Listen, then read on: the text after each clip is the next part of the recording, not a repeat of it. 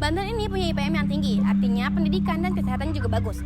Tapi entah kenapa masih banyak masyarakat yang stres. Mungkin karena tiap mereka jalan ke kampus itu harus melewati lomba adrenalin seperti jalan berlubang dan juga debu secara bersamaan. Kata orang kebersihan ini sebagian dari iman, tapi di sini kayaknya udah naik level jadi ujian kesabaran. Aduh, mikir dong, lo ya becus.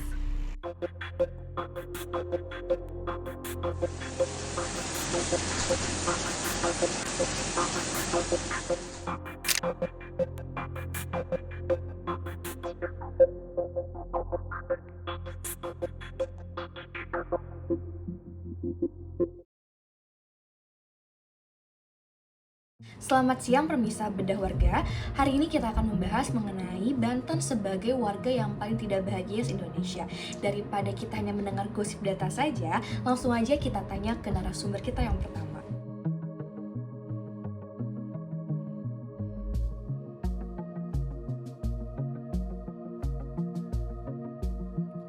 Ya sebenarnya masyarakat kita itu tuh bukan gak bahagia gitu, cuman lebih ke mereka realistis aja gitu, karena mereka tahu nih hidup itu tuh berat dan mereka tuh nggak terlalu berharap lah gitu sama hidup yang singkat ini gitu. Jadi ya mereka kadang enjoy aja dan ketawa di tengah beban-beban kerja mereka yang ibaratnya itu fake.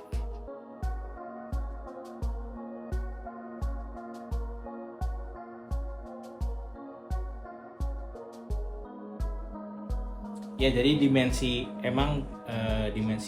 perasaan warga Banten nih menurut data itu cuma 60, sekian nih kalau nggak salah, dan tapi saya kira ya angka itu tuh belum mencerminkan semua orang yang ada di provinsi Banten gitu, dan ada kebahagiaan yang emang kita nggak bisa ukur gitu, dan itu mungkin bisa contohnya adalah saat kita bahagia mendapatkan chat dari dia gitu misalnya. Tapi kalau misalkan pemerintah mau bantu nih meningkatkan bahagia warga Banten, tuh nggak usah mulai dari survei dulu deh. Kita mulai aja dulu dari tambal jalan tuh yang banyak banget bolong-bolong yang bisa orang-orang anak kecil suka berenang di situ. Baru nanti indeksnya pun naik sendiri, nggak usah data-data. Nggak usah survei mas, benerin aja mas. Jadi intinya warga Banten tuh bukannya nggak bahagia, tapi mereka udah kebal sama realita.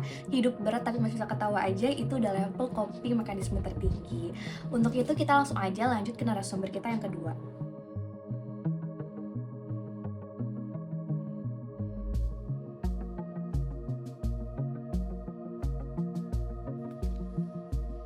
Amanah dan konsisten. Amanah terhadap tugas yang sudah diberikan oleh rakyat, dan konsisten terhadap program-program yang memang itu pro dengan rakyat.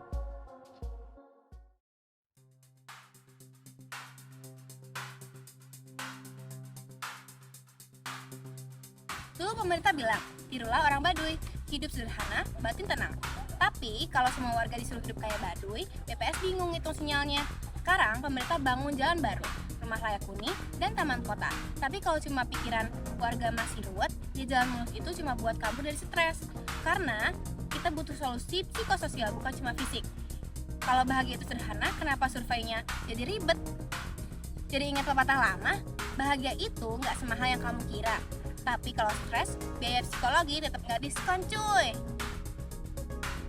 Oke, segitu dulu. Saya reporter Faiza, izin pamit. Mau lanjut laporan, tapi sinyalnya hilang lagi.